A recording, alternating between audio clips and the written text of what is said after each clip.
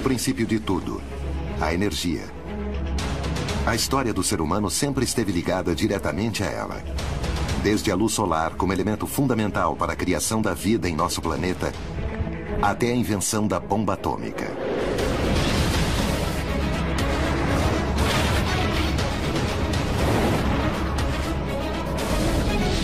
O ser humano aprendeu a explorar a energia, mas nunca imaginou que sua própria avareza o levaria a uma situação insustentável e sumamente perigosa.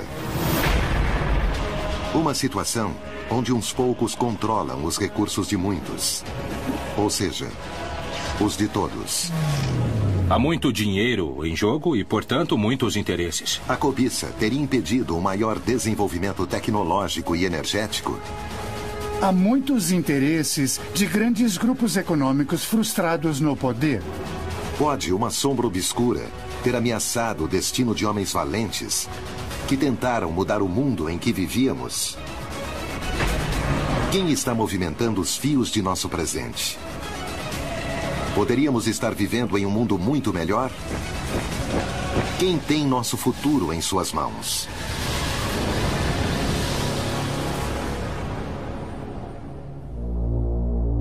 Tentaram enclausurar nosso conhecimento. Um conhecimento ao nosso alcance, mas oculto a olhos nus por um inimigo que supostamente se estende e permeia a indústria, os governos e os meios de comunicação. Fomos enganados? Se fizeram isso, por que não percebemos? Para obter as respostas adequadas, precisamos fazer as perguntas corretas. Porque dependemos de um recurso escasso, que gera terríveis consequências. O planeta está em crise. O que houve com as pessoas que tentaram nos mostrar uma visão diferente do mundo? Vários homens lutaram e continuam lutando contra a incompreensão, a inveja e as ameaças e a sua privação de liberdade. Existem os que acreditam que houve uma conspiração contra seus projetos. Não resta dúvida de que foram atacados deliberadamente. Em suas vidas, pode estar a chave do que aconteceu com eles e do que está acontecendo conosco. Mentiras, traições, sabotagem e morte. Esta é a história dos sonhos e invenções de pessoas que enfrentaram os maiores obstáculos. E de pessoas que, como nós, talvez vivam enganadas sem saber. Mas, sobretudo, é a história do principal suspeito na sombra. O poder por trás da energia. Power.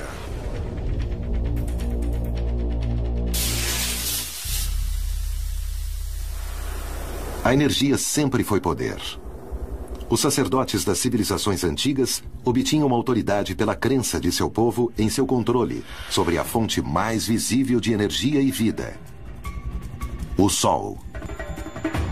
A energia é solar direta ou solar indiretamente. Nosso gênesis energético está no Sol. Os sacerdotes não foram os únicos em se dar conta do poder resultante do controle da energia. As culturas que primeiro conseguiram aproveitar a energia de uma maneira domesticada com o desenvolvimento das primeiras técnicas agrícolas, ao entender os ciclos solares e com os avanços no armamento bélico resultando da manipulação do fogo, foram as primeiras que conquistaram o poder na antiguidade. No mundo moderno, tudo mudou com o aparecimento de uma nova e voraz demanda de energia. A era industrial havia começado. Ironicamente, a energia não só se transformou em um recurso primário desse mundo industrial, como também passou a ser uma indústria em si mesma. E com isso, os empresários passaram a ser os distribuidores e concentradores energéticos do planeta. Essa riqueza em biodiversidade e água não pode estar subordinada a interesses empresariais de grupos poderosos multinacionais e nacionais de curto prazo. Sempre será uma guerra de interesses. E na guerra, sempre haverá vítimas.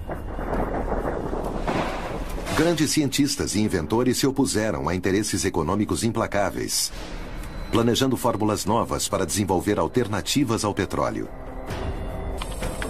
É o caso de Nikola Tesla. Rudolf Diesel, Eugene Malov, Stanley Meyer e Paul Pantone, entre outros tantos. Todos eles têm uma visão à frente de sua época e com o desejo de fazer avançar a sociedade em direção a um futuro mais limpo e mais justo. Desde a transmissão sem fio de energia até o uso de combustíveis alternativos, esses homens dedicaram suas vidas a buscar as soluções para os problemas que enfrentamos como sociedade. Na verdade, se pudéssemos identificar uma coisa para baixar o preço, para reduzir a pobreza, certamente nós escolheríamos a energia. A Revolução do Carvão alimentou a Revolução Industrial. E com isso, as civilizações realmente avançadas são baseadas nos grandes avanços da energia. O tema da energia em nível mundial está ganhando uma importância cada vez maior no século XXI. O que está em jogo é nem mais nem menos que a sobrevivência da humanidade. Estamos simplesmente sendo os cúmplices desse capitalismo global e das empresas transnacionais, que estão provocando um problema de iniquidade gigantesco no mundo todo e que, se isso continuar, as tensões podem ser crescentes e chegar a um momento crítico que acho que ninguém quer. A escala de valores está totalmente de cabeça para baixo. Tudo o que importa é o dinheiro. Em um tempo muito recente, Iraque.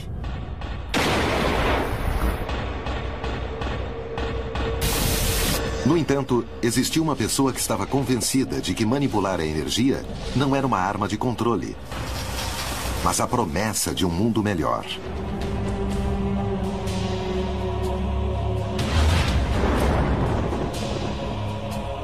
Nikola Tesla. Quando chegou aos Estados Unidos, o mundo estava a ponto de mudar para sempre. Como se fosse um presságio, seu nascimento foi durante uma tormenta elétrica.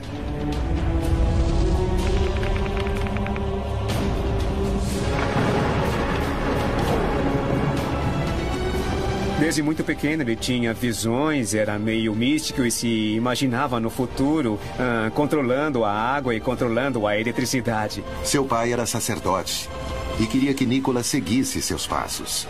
Ele entrou em crise e esteve a ponto de morrer. Não permitiam que ele sonhasse. Intransigente com a vocação do filho, seu pai fez então um juramento. Se seu filho sobrevivesse, permitiria que ele estudasse engenharia.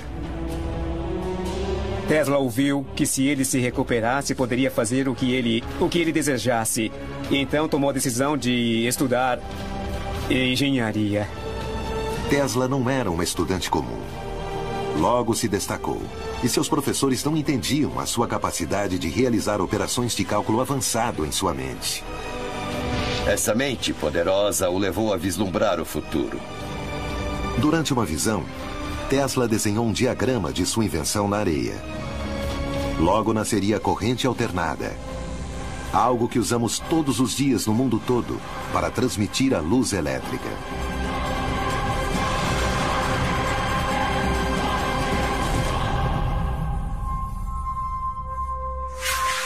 Por volta da mesma época de Tesla em Berlim, um engenheiro alemão estava para projetar o que seria o primeiro motor capaz de funcionar à base de óleo vegetal. Seu nome, Rudolf Diesel. Foi um homem muito dedicado a entender a termodinâmica dos motores de combustão. Uma de suas experiências resultou na explosão do motor em que trabalhava. Diesel passou meses no hospital em recuperação, com ferimentos muito dolorosos. Mas o acidente que esteve a ponto de tirar-lhe a vida lhe daria a coragem necessária para levar a cabo a invenção que revolucionaria o conceito de consumo energético. Aos 38 anos de idade, Rudolf Diesel já havia feito uma fortuna com seus projetos e patentes. Em uma feira em Paris, finalmente apresentaria ao mundo o motor que levaria o seu nome. Ele queria que o motor de combustão tivesse um aproveitamento muito maior e eficiência, que fosse mais barato, mais útil, com menos desperdício e menos poluição.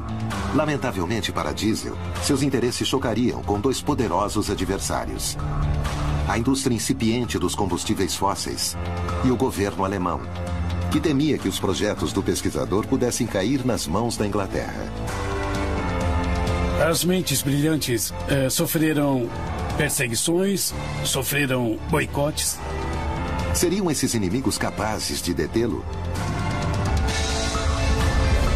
Durante séculos, aquelas mentes que ultrapassaram os parâmetros da ciência conhecida foram repudiados, em especial por aqueles instaurados no poder. Inclusive Galileu, que é considerado o pai da ciência moderna, que morreu em prisão domiciliar, cego e julgado pela Igreja por sua convicção de que a Terra girava ao redor do Sol. Quantos foram os cientistas censurados e quantos terão perdido a vida por isso? Fazem artificialmente que pareçam que essas coisas estejam fora de hora. São realizadas através de agentes humanos e às vezes com práticas argumentáveis, controvertidas e que às vezes levam a essas tragédias. Muitos homens perderam a vida pelo simples fato de estarem a serviço do conhecimento da humanidade. Parece que desconhecemos bastante sobre as tecnologias que nos rodeiam e seus criadores. Aos que estão no poder não convém que sejamos informados. São os mesmos que impedem o desenvolvimento de certas invenções. Os casos a seguir, se estiverem certos, mostrariam uma realidade arrepiante. As teorias de Malov, Meyer e Pantone não são mencionadas em quase nenhuma das faculdades de engenharia do mundo. E por esse motivo, seus trabalhos são praticamente desconhecidos. Em outra faculdade, na Universidade de Utah, Estados Unidos, em fins dos anos 80, uma dupla de cientistas, Martin Fleischmann e Stanley Pons, afirmavam que haviam conseguido produzir energia de qualidade a partir da fusão a frio. Um professor egresso do Instituto de Tecnologia de Massachusetts, Eugene Malov, não só apoiava a teoria, mas também assegurava que as notícias ridículas que suas experiências sofreram da mídia eram devido a interesses mais poderosos do que o bem-estar da humanidade. Na ciência existem os que a desqualificam, que é impossível obter resultado. E principalmente os que a desqualificam são os físicos nucleares, os que têm milhões e milhões de dólares em investimentos públicos do Estado, das universidades para construir reatores nucleares. Malov era professor de jornalismo científico da Universidade de Boston e no Instituto de Tecnologia de Massachusetts. Quase toda a sua carreira foi dedicada à pesquisa de fontes alternativas às tradicionais que usamos hoje. Seus avanços eram vistos como a solução energética do mundo. Malov iria se transformar em vítima das notícias ridículas por parte da comunidade científica apenas por divulgar a fusão a frio. Querem nos tratar como crianças e nos fazer crer que avanços como a fusão a frio são coisas que só existem na ficção científica. Contemporâneo de Malov, há quase 3 décadas em Ohio, um inventor surpreenderia o mundo com um simples vídeo amador. Este é o desenvolvimento de células de combustível de água que podem ser usados em carros experimentais. Stanley Meyer dizia ter inventado uma máquina que só precisava de água para conseguir o hidrogênio, usado como combustível. Suas pesquisas surgiram da preocupação que causou o embargo do petróleo de 1973 por parte dos Estados Árabes aos Estados Unidos e seus aliados. O que eu vejo é que a maioria das pessoas é muito egoísta. Havia literalmente filas de pessoas tentando abastecer seu veículo com gasolina. Os brasileiros foram testemunhos de como isso afetou seu país na década de 70, a ponto de ser o estopim para que o Brasil buscasse uma solução nos biocombustíveis. Até 1975, o Brasil dependia exclusivamente de importações de petróleo para manter seu sistema de transporte e indústria funcionando. A crise do embargo propiciou, no caso de Meyer, um patriótico desejo de buscar uma alternativa consistente aos combustíveis fósseis, dos quais já se sabia que não poderíamos depender por muito mais tempo. Nesse caso, depois de muitos anos de ser renegado com seu desenvolvimento, conseguiu legalizar patentes. Uma vida de luta. E ele seria reconhecido como inventor do ano pela prestigiosa edição do Who is Who in America.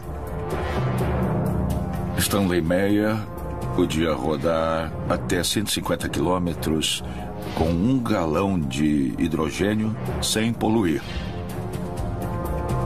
Seu veículo impulsionado por água, na verdade, parecia uma espécie de Volkswagen. Era como um carro velho. Mas, basicamente, ele descobriu a forma de produzir combustível. Era hidrogênio, mas combustível a partir da água. Segundo Meyer, ele havia conseguido separar o hidrogênio do oxigênio na molécula de água, para posteriormente queimar o hidrogênio e fazer funcionar seu motor com um impacto quase imperceptível ao meio ambiente.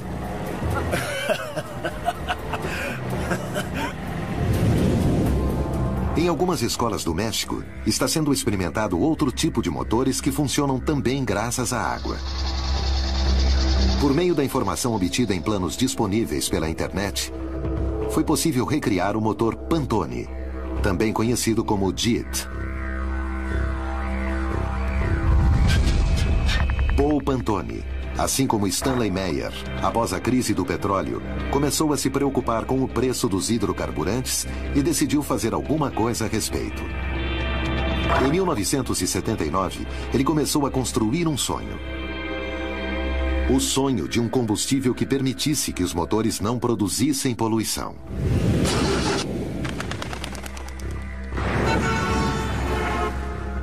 It is a miniature refinery, like I said, that atomically breaks down all the fuel in the chamber so that it's all used as energy with no pollution.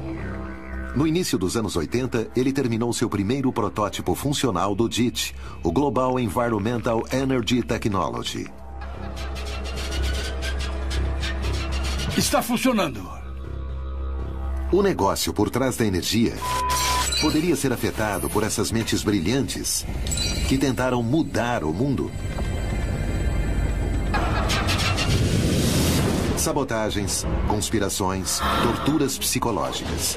Quando o poder se sente ameaçado, apela para qualquer recurso, desde que mantenha seu domínio, inclusive a morte. A avareza dos poderosos fez com que a exploração da energia entrasse em crise. Ameaças, traições e atentados impediram que os projetos em prol de um mundo melhor fossem realizados. Estaremos a tempo de reverter esse rumo trágico?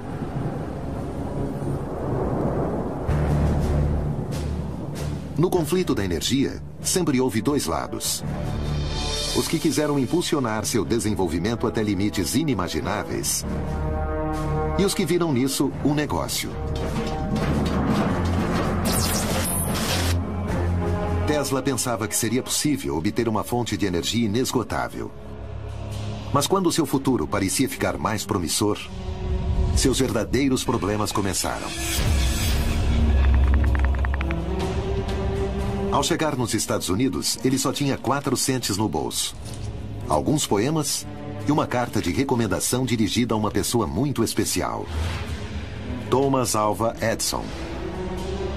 Na carta escrita por Charles Beckelor, um funcionário da empresa de Edison na Europa, era possível ler: Sr. Edison, conheço 2 grandes homens.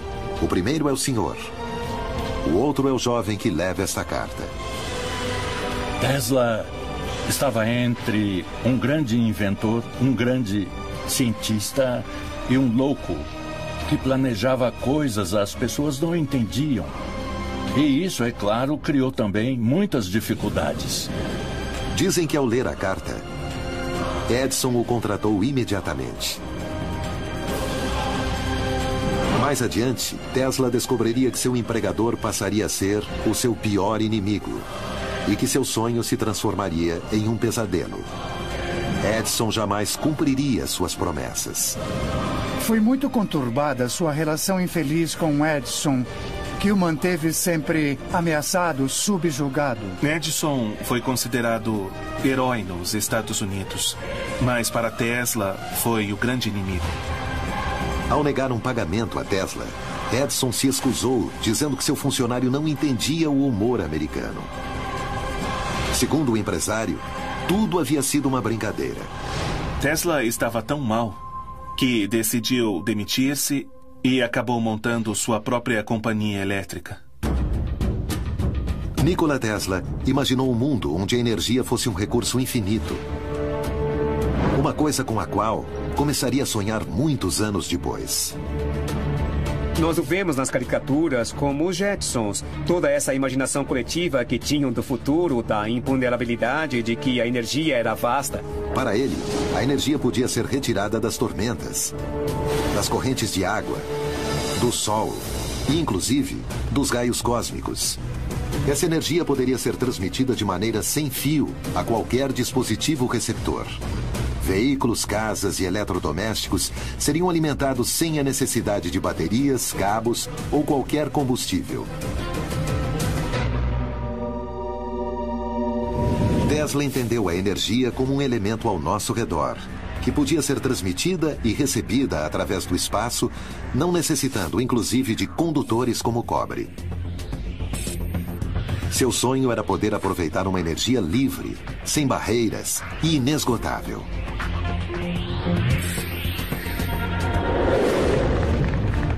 A torre Wardenclyffe, o projeto inacabado de Tesla, capaz de transferir eletricidade mediante ondas eletromagnéticas, caberia agora na palma da mão.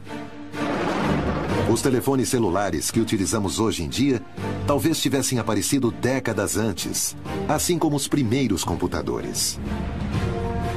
Nunca poderemos saber o que teria sido do mundo com Tesla se ele não tivesse sido menosprezado. Mas podemos imaginar. Necessitaríamos da fibra ótica para a internet? Como teria sido o desenvolvimento da rede se seu nascimento tivesse sido sem cabos? Na atualidade, na China, uma tecnologia conhecida como Li-Fi possibilitou a transmissão de dados da internet à distância através da luz. Com essa tecnologia, não vamos precisar de cabos e somente com um interruptor poderemos usar tranquilamente a internet. O legado de Tesla teria conectado a todos nós.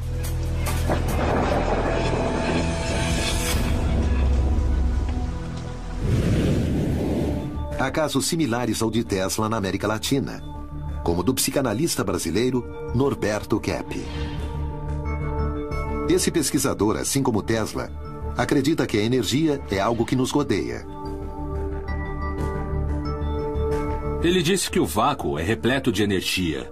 E o próprio vácuo é a energia. Os planetas, o corpo humano, a matéria não se sustentam no universo por causa de forças intrínsecas à própria matéria. Mas seriam sustentadas por uma energia que envolve a matéria. Dois engenheiros, César Sous e Roberto Frascari, decidiram pôr a revolucionária teoria do Dr. Kepp em prática, fabricando um motor muito versátil, que utiliza a energia que se encontra no ar e a matéria para o seu funcionamento. O motor Kepp pode substituir qualquer tipo de motor. Os que funcionam com velocidade, os que funcionam lentamente, os que têm maior torque, os que têm baixo torque e sempre com uma eficiência superior. Um motor que vai economizar de 70% a 90% da energia de que o Brasil precisa. O que é que impede ou evita que o motor Kepp seja conhecido e receba maior apoio? Agora nós fazemos isso com nossos próprios recursos e é muito difícil a gente conseguir sócios ou investidores nesse sentido, porque há muitos interesses envolvidos. Imaginem quantos interesses, quantas empresas, quantas multinacionais estariam envolvidas. Parece que as dificuldades encontradas por esses pesquisadores são sempre as mesmas. Suas descobertas são vistas mais como ameaças do que como avanços. Temos uma fonte de energia que é inesgotável, que não é poluente. Na América Latina, uma descoberta pode estar à altura ou inclusive superar em sua revelação as anteriores. Arturo Solis, um médico mexicano, conseguiu patentear uma bateria que funciona graças a um processo natural praticamente desconhecido. descobriu uma reação química que era desconhecida no ser humano, mas que é uma fonte de energia que é praticamente infinita. Porque a melanina, na presença da luz e da água, produz eletricidade durante centenas e centenas e centenas de anos. Considerada comumente como um pigmento, a melanina pode conter a chave do futuro? A primeira vez que pude acender um LED com baterias de melanina foi em 2006. E esse LED continua aceso dia e noite. E está aceso e continuará, já que a melanina é a substância mais estável que se conhece. Como isso poderia chegar a afetar nosso mundo? O que precisa de energia, podemos corrigir com a energia da fotossíntese. Na realidade, todas as fontes de energia são úteis, mas esta vai nos permitir, pela primeira vez na história da humanidade, iluminar a Terra sem aquecê-la. E isso muda totalmente o panorama. Por que, então, não foram feitas mais pesquisas neste campo? O que está acontecendo na atualidade? E o que podemos fazer quanto ao futuro? A fotossíntese representa uma ameaça para os interesses de alguns grupos? Mas é claro que sim. Quais são os principais obstáculos que eles enfrentam ao patentear suas invenções? O primeiro país que me concedeu a patente foi a Rússia. E foram 4 anos. O advogado de patentes dos Estados Unidos uma vez me explicou que os Estados Unidos haviam demorado tanto porque estavam revisando a patente secretamente do Departamento de Energia da agência. O investimento que eu tive de fazer foi todo do meu bolso, do meu trabalho diário. Assim como esses pesquisadores latino-americanos, Tesla acreditava que a meta final devia ser o bem-estar humano. Ele agia sem pensar no custo ou no lucro que podiam ter essas invenções. Ele dizia, a energia existe, basta apenas utilizá-la. A história da humanidade progrediu a partir da descoberta de novos sistemas energéticos para melhorar sua qualidade de vida e começar a evoluir. Rudolf Diesel, embora talvez não fosse um revolucionário tão global quanto Tesla, também vislumbrou um mundo mais humano do que o que conhecemos hoje. Por causa de seu motor que funcionava com qualquer óleo, o petróleo poderia ter ficado relegado a um segundo plano, em uma concorrência muito mais prematura que a atual com os biocombustíveis. As energias fósseis são consideradas energias sujas, entre aspas. A exploração, a pesquisa, geram impactos ambientais adversos muito importantes e para a saúde também. Existem incertezas sobre a gravidade de tais efeitos, mas serão extremamente graves. O problema principal é que, assim como a AIDS, cometemos o erro agora, mas pagaremos muito mais tarde.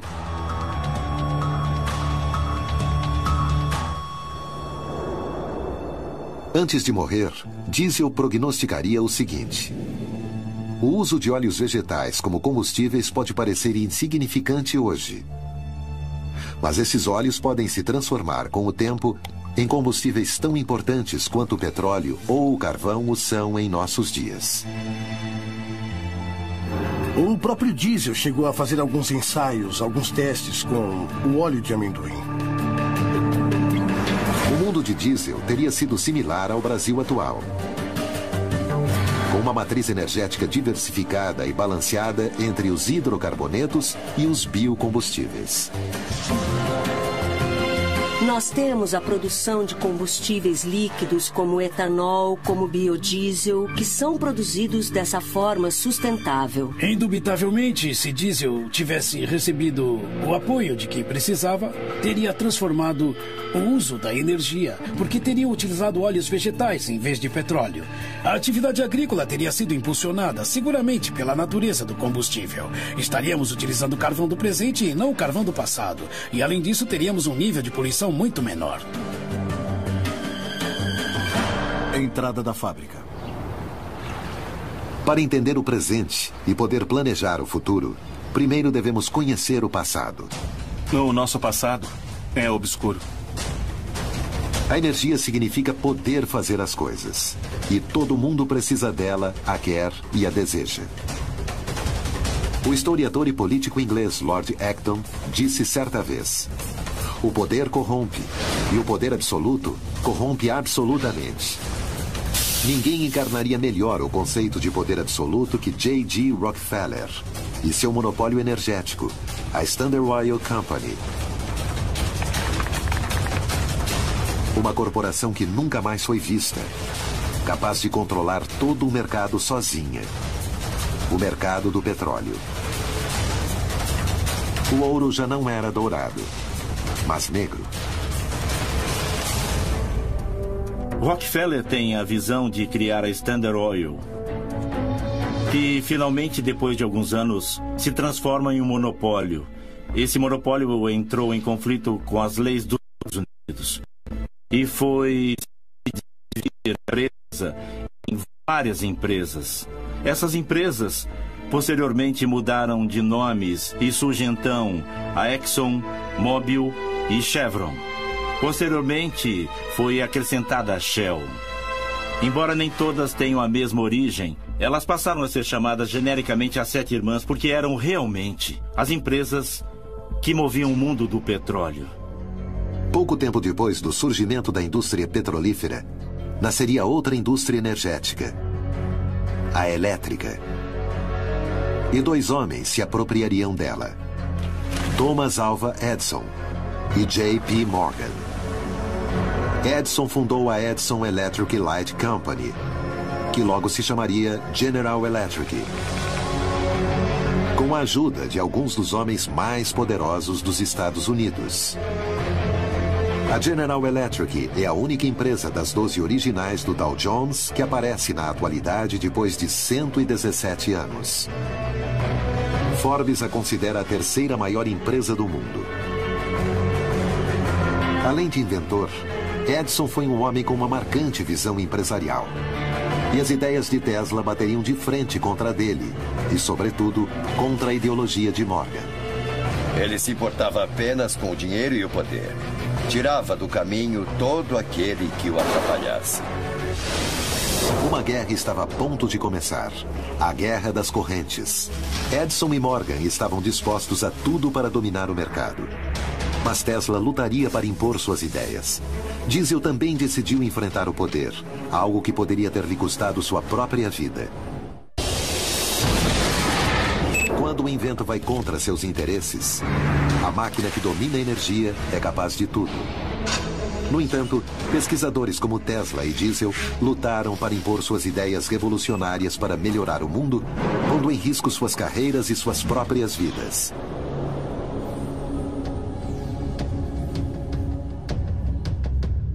A história nos tem mostrado como foram formados grupos de interesses ao redor de tudo aquilo que é um recurso, como o petróleo e a eletricidade.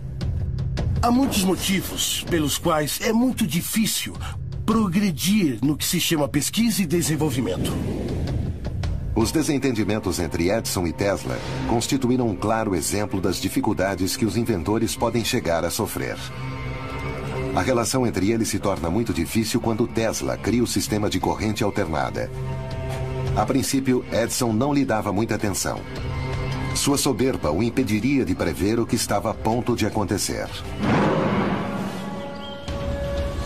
E a história diz que ele estava trabalhando, fazendo furos em Nova York para estender os cabos de máquinas de corrente direta de Edison.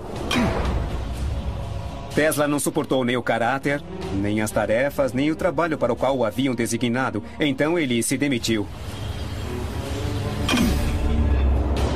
Tesla obteve ajuda de um engenheiro empresário que acreditou nas vantagens de seu invento, George Westinghouse. As vantagens que oferecia a corrente alternada em comparação com a direta eram enormes.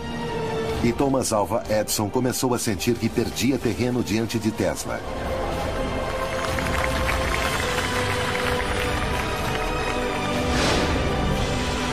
Então começou a criar publicidade negativa sobre o invento de seu rival, executando animais em público para difamar a corrente alternada. O que Edison fazia era terrivelmente diabólico. Ele eletrocutava animais ao vivo, em público, assim como uma espécie de circo. Apesar de tudo, Tesla e seu aliado Westinghouse ganhariam finalmente a guerra quando obtiveram o contrato para pôr os geradores nas cataratas do Niágara, recebendo tanta publicidade que Edison foi incapaz de sabotá-los. Conta-se que, até 1910, 1912, o Comitê de Prêmio Nobel de Física havia postulado a Edison e a Tesla para o Prêmio Nobel de Física. O que se diz é que nenhum dos dois aceitou dividir o Prêmio Nobel e a decisão foi então para nenhum dos dois. Tesla ainda teria que lidar com um inimigo muito mais poderoso. J.P. Morgan. Rudolf Diesel também se chocaria com os interesses de duas indústrias gigantescas, a petrolífera e a militar. Havia nascido na França, havia passado a infância na França, foi mandado aos 12, 14 anos para a Alemanha. Então ele não estava casado com uma nação. Ele poderia aceitar a proposta da Inglaterra ou da França, que lhe ofereciam implementar seus motores em submarinos, e os alemães queriam adiantar-se a isso. O motor de diesel não só era muito mais eficiente energeticamente que o resto dos motores de sua época. Tinha a característica que podia funcionar com um combustível que podia ser obtido de vegetais. Isso dava ao motor diesel uma grande vantagem, mas ao mesmo tempo atrapalhava o crescimento econômico que as petroleiras poderiam projetar a partir da venda maciça das naftas.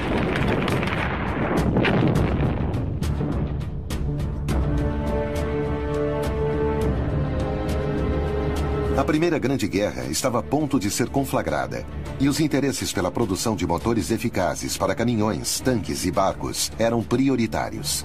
Quando passaram a utilizar o motor diesel tanto para caminhões quanto para tanques de guerra, os veículos não paravam de funcionar, mesmo que todo o motor ficasse submerso na água. Bastava que a admissão e o escapamento ficassem fora. Os motores de diesel, devido às suas características, eram usados nos temidos submarinos alemães. A arma mais poderosa naquele momento.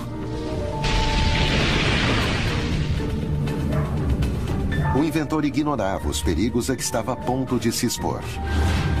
O caso diesel é interessante porque mostra de que maneira, apesar das conspirações, finalmente a tecnologia pode terminar por se impor.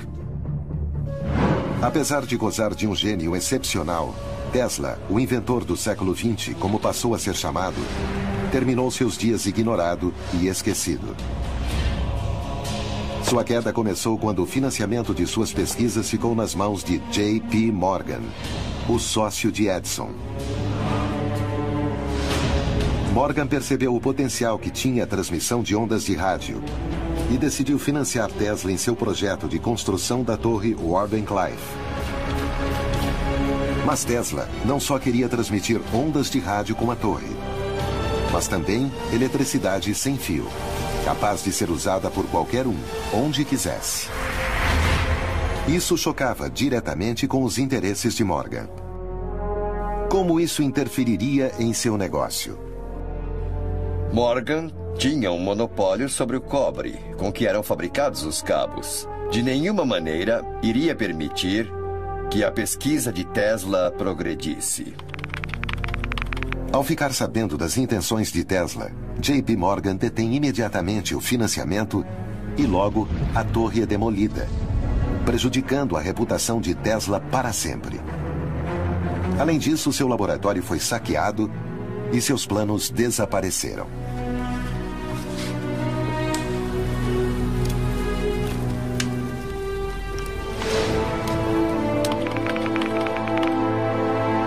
Tesla passou seus últimos anos marginalizado pelo mundo da ciência. Tudo o que ele fazia era alimentar as pombas. O inventor acabou se refugiando na suíte 3327 do Hotel New Yorker.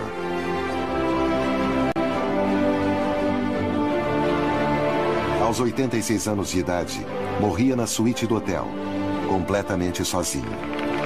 Em tal condição, falecia um dos mais brilhantes cientistas contemporâneos.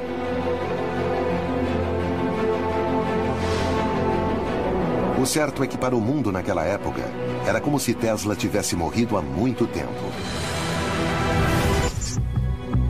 Sempre prejudicado por Edison e sua máquina de relações públicas, nunca teve seu merecido reconhecimento. Poucos dias depois, uma camareira o encontra morto no hotel de Nova York onde vivia e liga para o FBI. Naquela época, Hoover era o diretor do FBI e ele ordena que todos os pertences de Tesla sejam recolhidos imediatamente. E desde aquele momento, tudo relacionado a Tesla passa a ser top secret nos Estados Unidos, inclusive seu nome. Isso nos ocultou o verdadeiro alcance de seu legado. Tesla ficou totalmente ignorado. Ele saiu dos âmbitos universitários, acadêmicos, teóricos, filosóficos, não aparecia. Até que outra vez, estendendo sua pesquisa, e a importância de tais pesquisas é que outra vez voltou a nascer um mito e a história desse gênio da humanidade.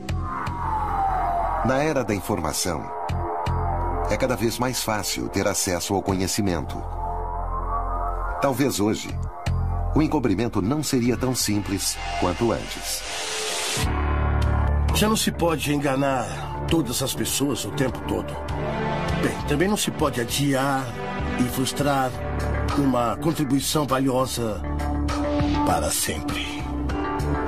Antes de morrer, Tesla disse enigmática e profeticamente: o presente é deles, mas o futuro pelo qual realmente trabalhei é meu.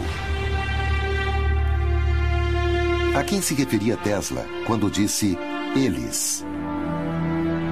Nunca saberemos se eles tiveram algo a ver com os misteriosos eventos que ocorreriam com diesel.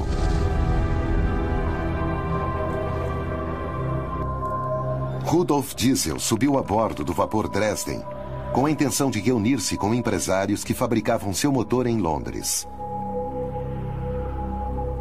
Naquela noite, jantou no restaurante do barco e retirou-se ao seu camarote por volta das 10 da noite, pedindo que o chamassem às 6h15 da manhã do dia seguinte. Pela manhã, Diesel não respondeu. Ninguém da tripulação tinha notícias dele. Dias depois, outra embarcação de origem holandesa encontrou o corpo sem vida de Rudolf Diesel flutuando na embocadura do rio Escalda. Em seguida, disseram que havia sido suicídio, pois se dizia que o cientista tinha problemas financeiros e de depressão. A morte que Diesel sofreu pode ter sido tramada por interesses do petróleo ou talvez por serviços de inteligência alemães ou ingleses. É possível encontrar o motivo de alguns alemães malvados que o queriam morto, com certeza. Que as circunstâncias de sua morte não foram as mais normais. As pessoas costumam morrer na cama. Rudolf Diesel começa com seu projeto em 1899. Em 1913, amanhece flutuando em um rio. Então, não há muito o que pensar, não, dos grandes interesses que existem no petróleo. O certo é que ele desapareceu, mas sua vida não. Qualquer que seja o motivo, Rudolf Diesel não viveu para ver o desenvolvimento de seu engenhoso invento. E nós jamais poderemos saber qual de suas teorias é certa. Antes de morrer, Diesel deixou por escrito sua visão de um futuro em que o petróleo não seria a indústria dominante. Ele via um futuro com combustíveis alternativos. Uma visão que é amplamente compartilhada por especialistas na América Latina. A América Latina tem a matriz energética mais limpa do mundo. Mas o motor de diesel, em princípio, funcionava com uma ampla variedade de combustíveis. Após sua morte, os motores diesel só se desenvolveram para funcionar exclusivamente com derivados do petróleo. Casualidade? Conspiração? Ou oportunismo? Um multimilionário se suicida, cai no rio. Isso tudo pelo dano que o dinheiro ia lhe causar? Não, eu acho que a teoria da conspiração é muito bonita, muito romântica e muito atrativa e que deve ser explorada. Mas não temos nenhuma prova, não tivemos nunca nenhuma confissão de um alemão, não tivemos nunca nenhum testemunho de nenhum fato criminal. Alguém o empurrou pela borda, ou talvez ele tenha saltado. Não sabemos. Talvez nunca saibamos a verdade do que aconteceu a Diesel. Mas sabemos que ele não foi o único que sofreu um destino misterioso e trágico. Defensor da fusão a frio e da energia livre, Eugene Malov também teve um final tão dramático quanto suspeito.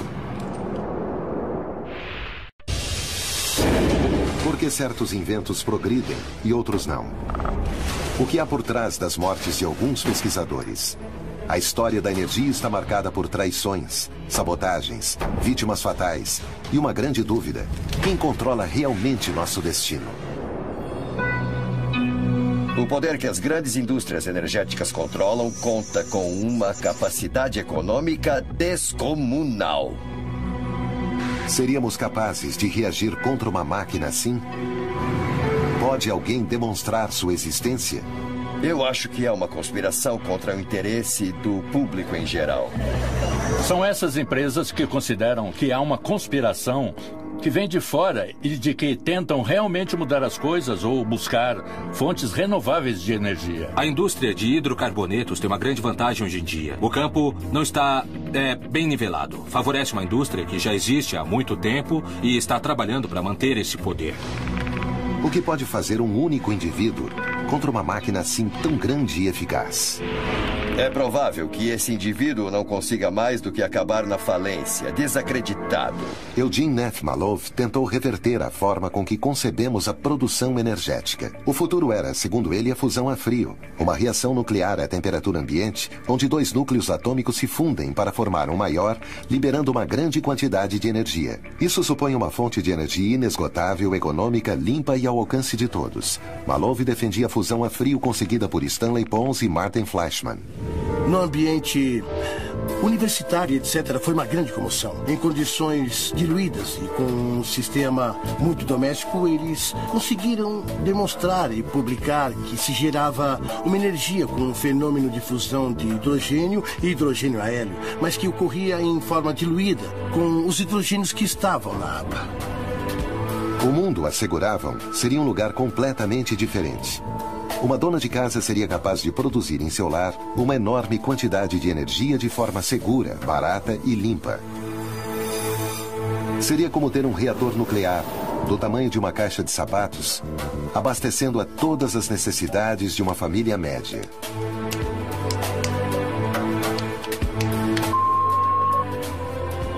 No entanto, o mundo acadêmico duvida da capacidade de reproduzir o fenômeno da fusão a frio. Assim como também questiona a veracidade dos inventos de Stanley Meyer e Paul Pantone. Pantone tinha um interesse além de qualquer crise econômica para desenvolver seu invento. Muito tempo antes de transformar-se em um tema tão popular como em nossos dias, Paul já pensava em conseguir um processo de combustão que reduzisse a poluição. Queria criar um motor que cuidasse do ambiente. Assim, ele visualizou o JIT.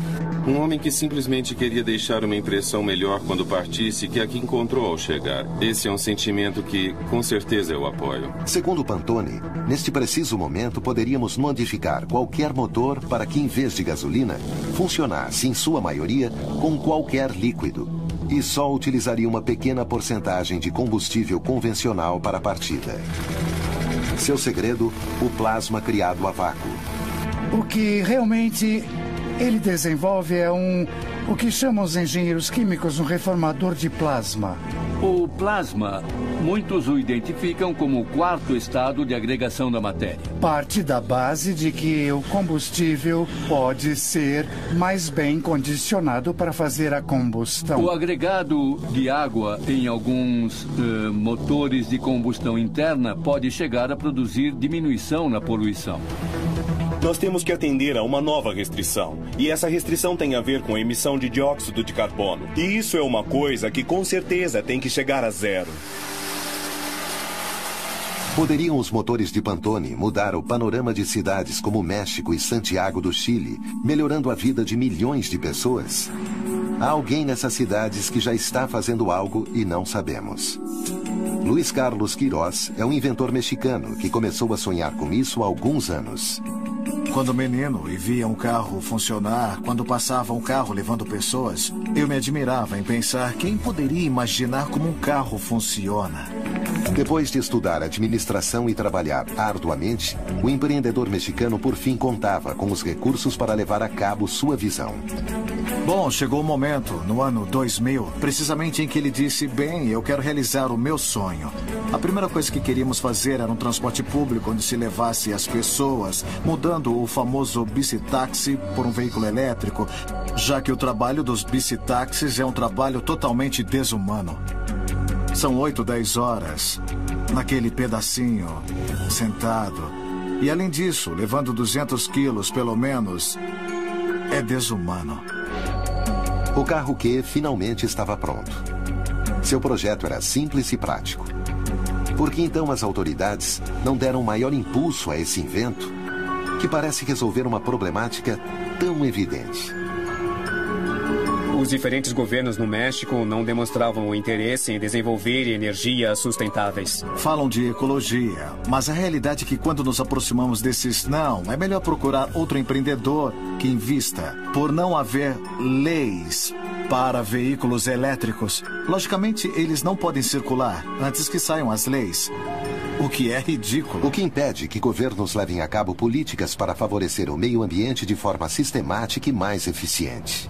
São setores inicialmente conservadores e que precisam fazer políticas de incentivo para que se decidam a fazer os investimentos para que aquela tecnologia mais eficiente de fato aconteça com os benefícios para a sociedade. Deve haver governos que estejam gerando normativas, benefícios para que as empresas invistam e também para dar lugar aos empreendedores. O tempo do governante é de 4, 5, 8 anos no máximo. Nesse tempo, ele necessita de renda rápida. Não lhe importa que dentro de 15, 20, 100, 1000 anos se deva estar pagando ainda os passivos ambientais e sociais que foram gerados por essas rendas que ele captou. Aqui está a incoerência dos tempos do governante, dos tempos da política, dos tempos da natureza.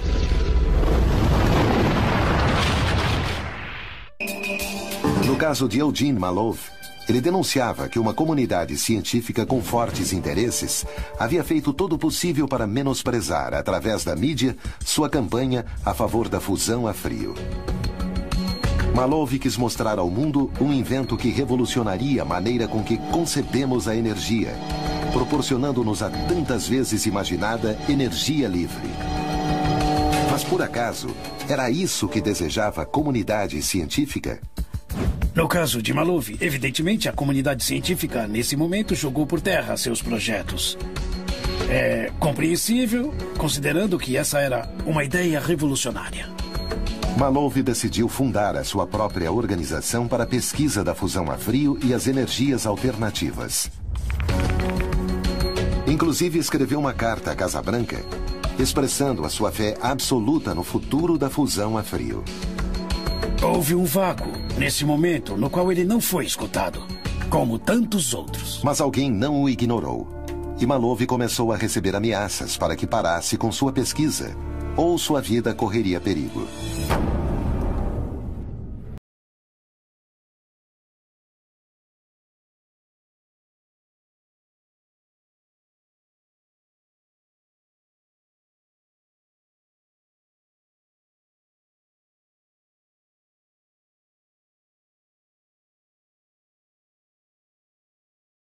Jim Malov foi assassinado a sangue frio. Horas mais tarde, encontraram sua Dodge Caravan abandonada em um estacionamento em Preston.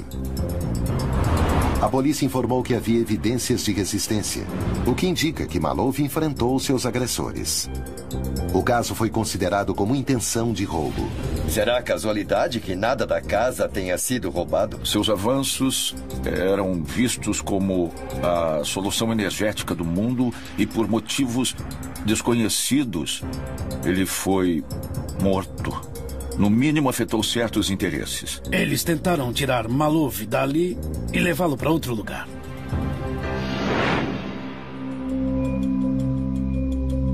Atualmente são realizadas diversas experiências vinculadas à fusão a frio até por parte da própria NASA. Era por acaso Malov uma peça-chave em nossa era para a fonte de energia alternativa? Poderia isso desagradar alguém? O caso de Malov teve alguns pontos em comum com o de Stanley Meyer, inventor do motor a água. Além de ter de lidar com a difamação pela mídia, Meyer foi processado por 2 investidores que diziam que foram enganados. Durante o julgamento, o pesquisador nem ao menos teve a possibilidade de pôr à prova seu invento para demonstrar sua inocência. O tribunal o considerou culpado e o condenou a pagar um total de $25 mil.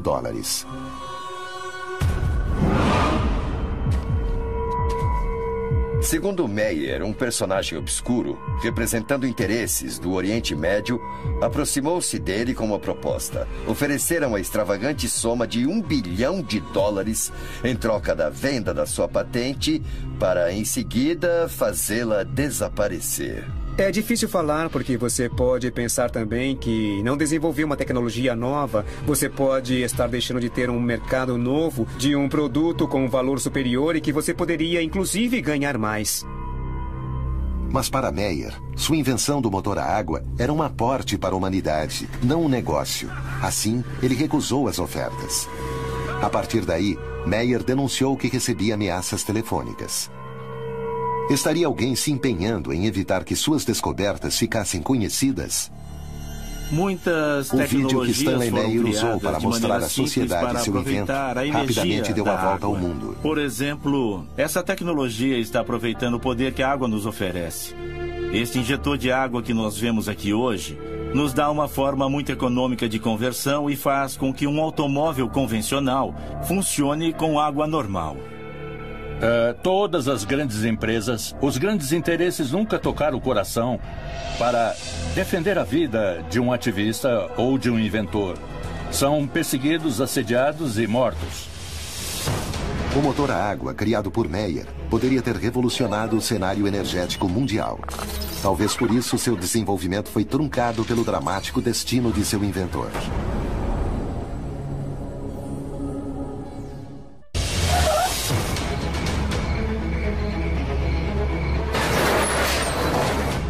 A história por trás do desenvolvimento energético inclui traições, sabotagens e perseguições àqueles inovadores que, com seus inventos, ameaçam o poder. Esses pesquisadores sempre sofrem misteriosos acidentes. Há uma conspiração contra aqueles que querem melhorar o mundo? Até onde é capaz de chegar o poder quando se sente em xeque?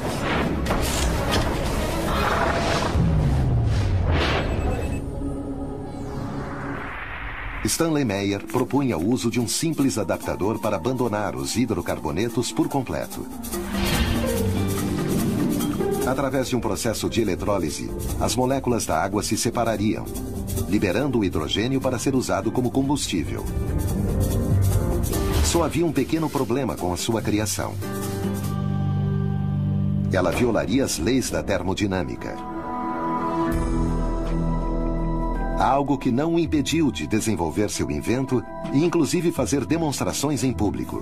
Um carro que se alimenta de água e que não consome combustíveis, acho que afeta interesses brutais e paradigmas energéticos, com repercussões que, no mínimo, teria mudado todo esse cenário energético que, hoje em dia, estamos padecendo e estamos contaminando.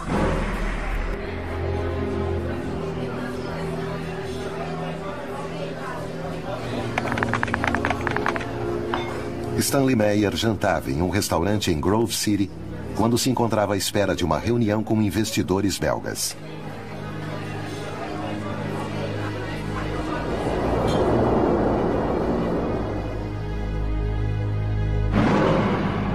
Talvez ele não tenha sabido entender de alguma maneira que a sua sentença de morte poderia significar esse choque de sistemas que ele propôs. Foi um erro, talvez político. De acordo com a versão dada por testemunhas, em pleno jantar, Meyer sentiu-se sufocado. Deu um salto em seu assento e fugiu para o exterior do restaurante, gritando que o haviam envenenado.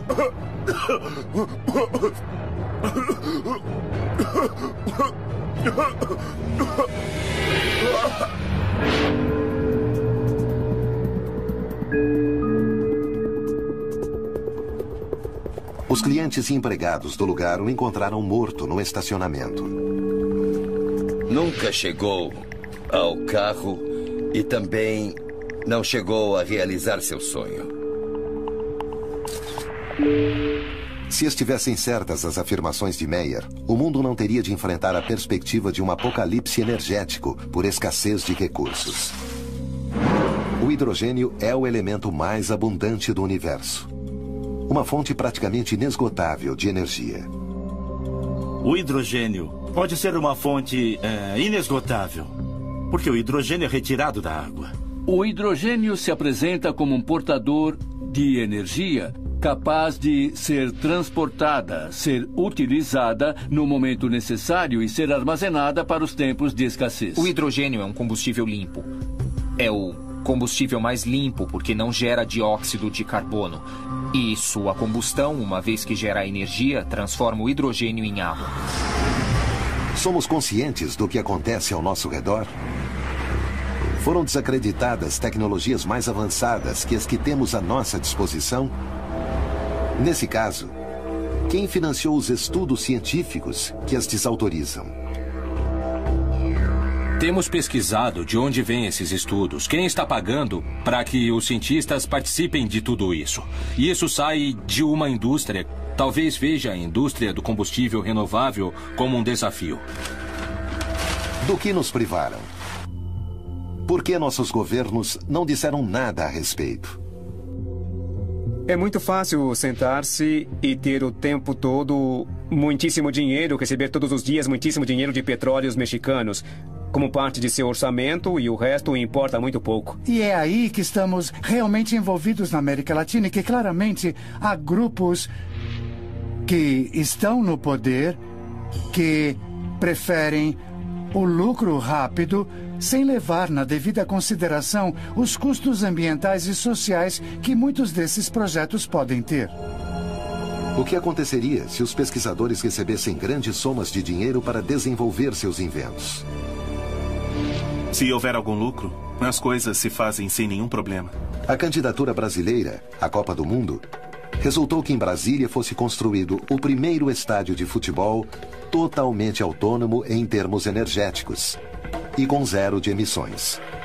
Este projeto tem uma característica única. Eu creio que, no atual momento, talvez seja o mais importante estádio até então construído. A nossa preocupação foi desenvolver uma arquitetura que reduzisse todos os custos para a manutenção do estádio, e isso ao longo de todo o tempo. O estádio se abastece de energia solar. Além disso, uma membrana no teto se encarrega de reter a poluição que é produzida no lugar. Suas zonas verdes se abastecerão de água recolhida da chuva. E todos os seus espaços estarão habilitados de maneira que entre grande quantidade de luz natural. Por isso é que eu afirmo que realmente esse projeto é hoje, sem sombra de dúvida, o mais moderno, o mais, tecnologicamente falando, o mais completo. Talvez nas próximas Copas do Mundo e, Olimpíadas e etc., isso possa ser incorporado nos novos estádios. Segundo se fala sobre Paul Pantone, quando ele criou seu processador multicarburantes, JIT, se viu rapidamente angustiado por uma série de manobras legais para acabar com seus avanços.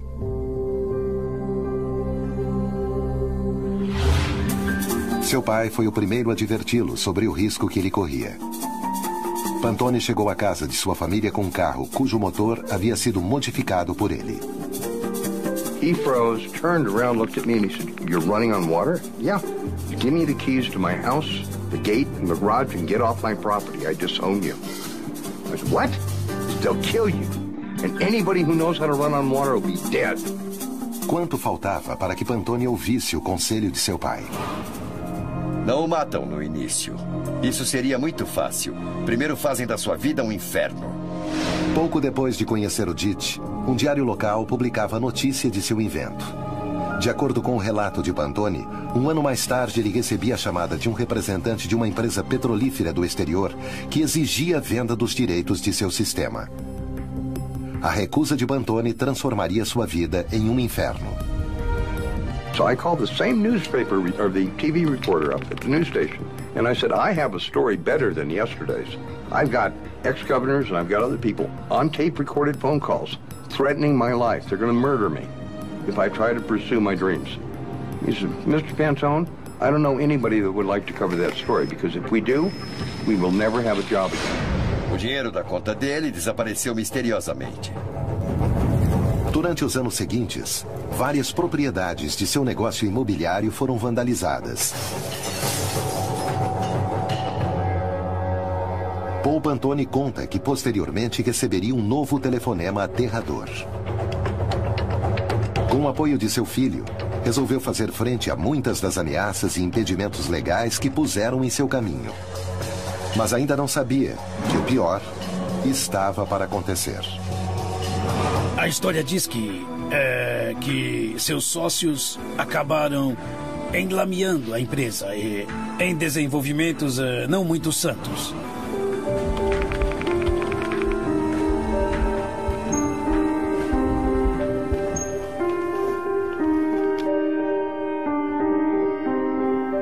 Seria o estado de Utah o lugar ideal para iniciar um processo legal contra Pantone e assim levá-lo à miséria?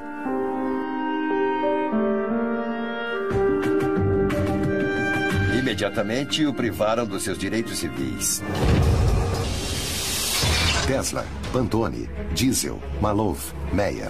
Valeu a pena o esforço desses homens em enfrentar as adversidades ou os inimigos que se opuseram aos inventos revolucionários e que alcançaram seu objetivo obscuro? A energia sempre foi um recurso-chave na história do homem. No entanto, tecnologias que melhoram seu uso muitas vezes são menosprezadas pelos que controlam a indústria. Vivemos em um engano monumental. Após criar um revolucionário motor ecológico, Paul Pantone conheceria na própria carne o perigo de ameaçar o poder por trás da energia.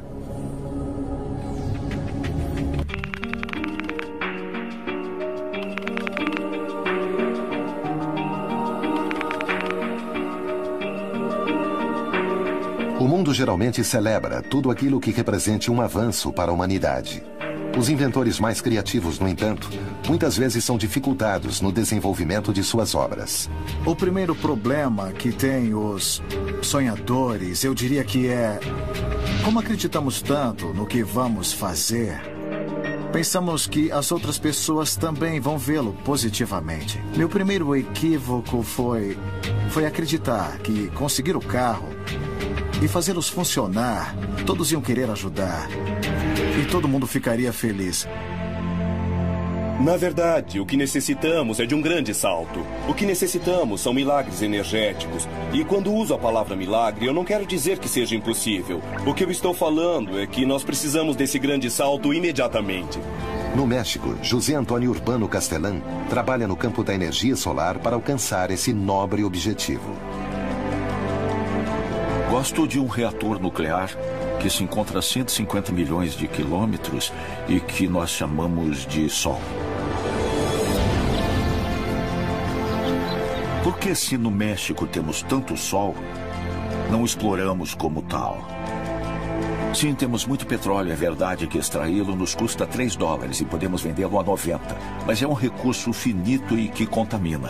Pensemos que, por exemplo, uma única hora de energia solar tem a energia necessária para abastecer o mundo todo por 1 ano. É verdade que não temos nem o conhecimento, nem a tecnologia para aproveitar essa energia. Por isso, a palavra-chave é inovar.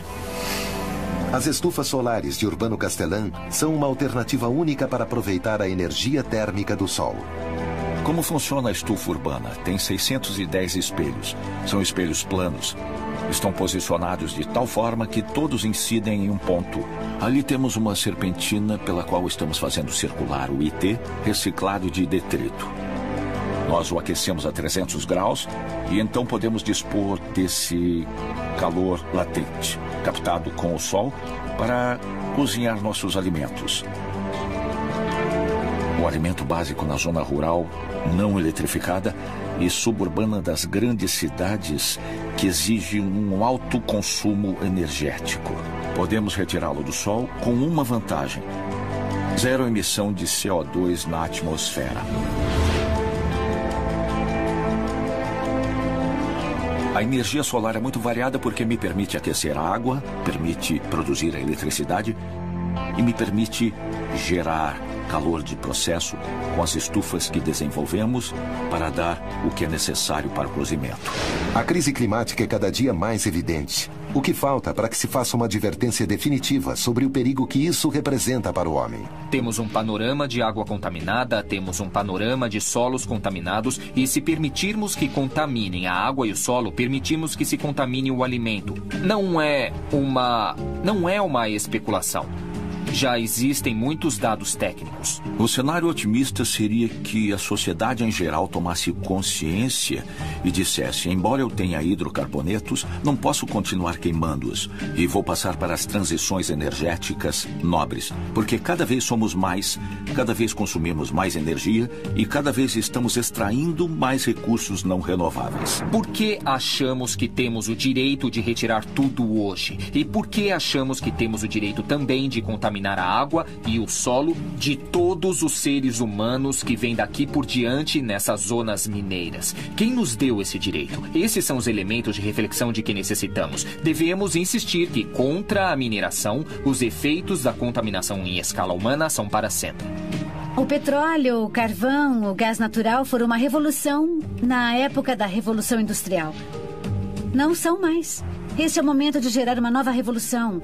Temos que gerar a revolução do século XXI, que é a revolução da sustentabilidade. E quando falo disso, falo da sustentabilidade econômica, social e, naturalmente, de um novo sistema energético, que esteja baseado no uso das energias alternativas. Paul Pantone também imaginou um planeta diferente, onde os carros funcionassem com o DIT, o seu sistema.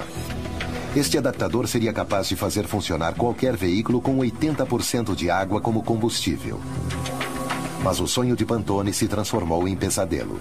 Isso de poupar 80% de combustível, quando eu, petroleiro, fiz meus grandes investimentos e estou fazendo perfurações, acaba com meus esquemas de recuperação de investimento. Então começo a subjugar Pantone como um louco para que sua ideia comece a afundar. Os testemunhos próximos a ele contam uma experiência arrepiante, talvez a maior de todas. A forma pela qual foram tratados, a forma com que Paul Pantone foi tratado, para mim, é uma abominação. Seu destino foi o pior lugar em que um homem pode terminar. Um hospital psiquiátrico. Os médicos determinaram que deveriam medicar Pantone. Durante 3 meses, ele deveria receber fortes psicotrópicos com a desculpa de voltar a deixá-lo competente, segundo eles. Na luta para libertá-lo, foram apresentadas 2 provas psiquiátricas que confirmavam sua estabilidade mental. Soube que não consideraram as provas e nem ao menos teve uma legítima defesa. Pantone estava definitivamente condenado. Well, I'd broken my foot on about the 3rd month I was there. And instead of fixing it, they just put me in a wheelchair. When I couldn't walk anymore, that was it. Put him in a wheelchair. Still didn't want to fix it. They drilled out every tooth. Then they had to go in and cut the gums.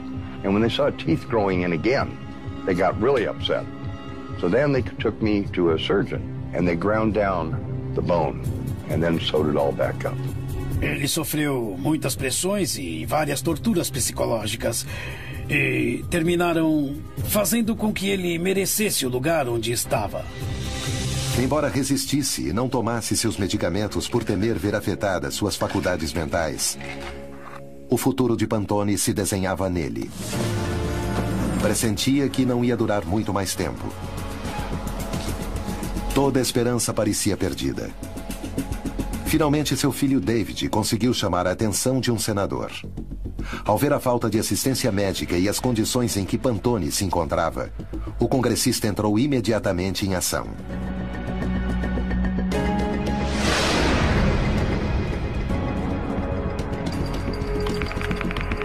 Albuquerque, Novo México, setembro de 2013.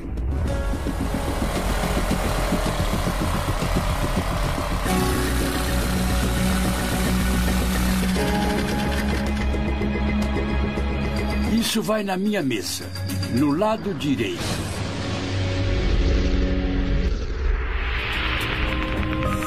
Paul Pantone foi libertado no dia 25 de maio de 2009, com a condição de abandonar o estado de Utah. Eu me senti traído. Contratei um advogado após outro. Passei por 12 ou 13 advogados. Todos levavam o meu dinheiro.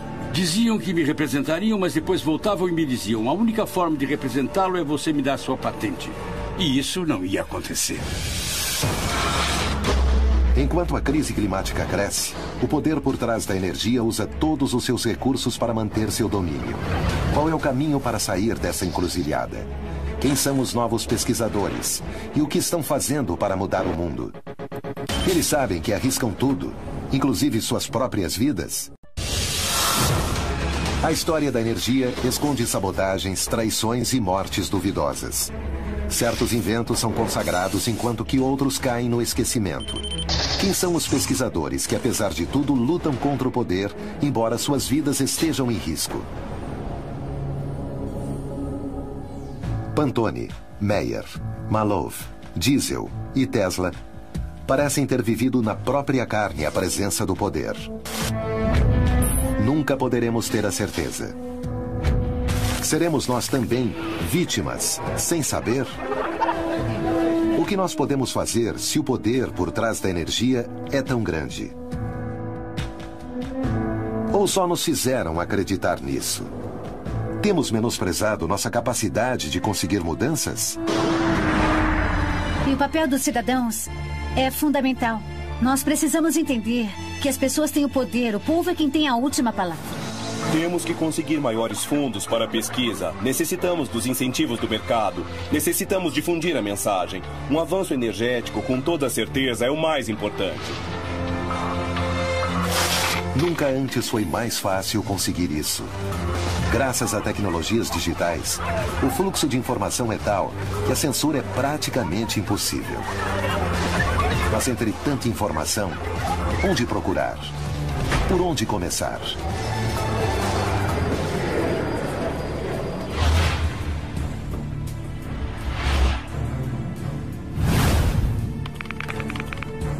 A 17 quilômetros de Abu Dhabi, está sendo construída na atualidade uma cidade cujo abastecimento energético provém unicamente de energias renováveis, somando-se a altas tecnologias de aproveitamento que são projetadas para não haver qualquer poluição. Exemplos como o da cidade de Masdar seriam muito interessantes se pudessem ser reproduzidos em todo o mundo. Estima-se que 90% da eletricidade que se use será solar. E o resto será gerado por meio de incineração de dejetos. Os carros tradicionais serão substituídos por carros elétricos. Grandes cidades que estão distribuídas em diferentes países do mundo dificilmente poderiam rapidamente ser transformadas em cidades não contaminantes e autossustentadas, como seria desejável. Investimentos como o da cidade de Masdar, em Abu Dhabi, e o Estádio Nacional de Brasília, nos demonstram que, quando existe o interesse econômico, é possível solucionar nossas necessidades mais urgentes. Acho que o que está acontecendo é que agora as pessoas começam a tomar consciência de que as energias alternativas não somente são boas para o planeta, mas além disso podem ser rentáveis. E pode haver um negócio. E precisamos que isso aconteça.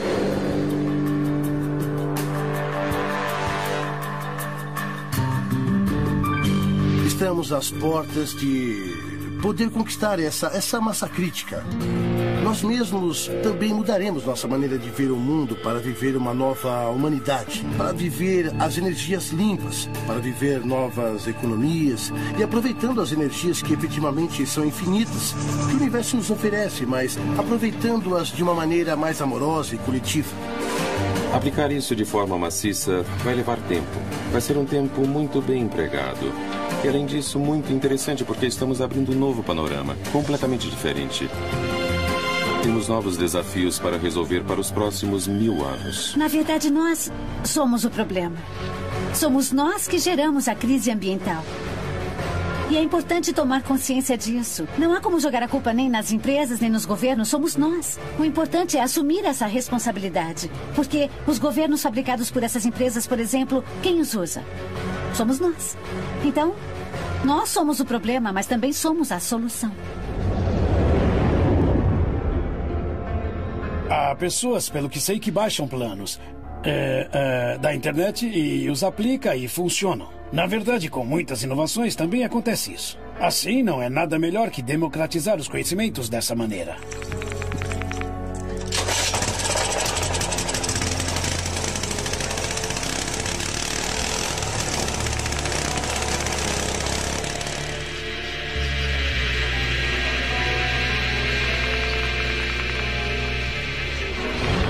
Todos esses inventos, muitos dos quais podemos baixar hoje através da web, não mostram outra coisa além da grande capacidade criativa do espírito humano de melhorar a qualidade de vida. E isso se faz a partir de ideias, desenvolvimentos, alguns dos quais chegam a um porto seguro e se transformam em verdadeiras realizações tecnológicas. Felizmente, o futuro que Tesla, Maloof, Diesel, Meyer e Pantone vislumbraram poderia estar cada dia mais perto de ser realizado. A Tesla Motors produz na atualidade veículos elétricos de alta gama. Mas o desejo dessa empresa, criada em homenagem ao homem que mais lutou para pôr a energia ao alcance de todos, é chegar ao mercado maciço com um automóvel de preço acessível. Poderíamos estar diante da fagulha que dispara a revolução que Nikola Tesla sonhou mais de um século atrás.